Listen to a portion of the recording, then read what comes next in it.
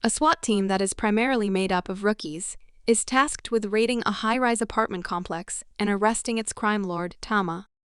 It's not a simple task, but things turn much more dangerous and convoluted when Tama makes an announcement over the a system promising free lifetime rent and a pat on the head to anyone who murders one of the 20 SWAT members.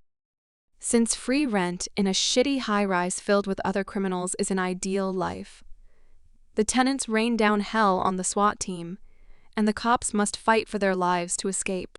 The SWAT team is severely outmatched against the bloodthirsty tenants, who are equipped with guns, machetes, and 20 years of martial arts training. They do, however, have Rama, a deadly weapon. He is the first person we come across, and we initially see him tearing up a punching bag. It is an excellent forecast for the realization that he will use every man he faces as a punching bag. Even if the punching bag is armed with guns and machetes, it doesn't matter. You are only a bag of meat and a bag of broken bones when you fight Rama.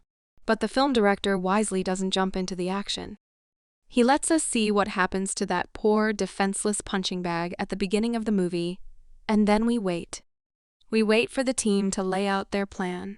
We wait for them to break into the building and clear the first few floors of drug addicts, and perhaps some nice people who are just looking for a cheap place to stay. But then they're spotted, the call is made for their execution, and that's when he pulls the trigger on his bazooka. The raid makes you feel every single hit, and there are a lot of hits. The sheer madness of the action has to be seen to be believed. The fight choreography is superb. The cinematography captures it beautifully, and the editing ties it all together with so much power that almost every hit is met with a sympathetic oof, ow, and holy shit from the audience. A good action movie doesn't just blend every single punch, cut, and explosion into a blender and project it onto the screen to kick your adrenaline into high gear. It must be refined. There must be tension during the build-up to the blow and the hammer's pull.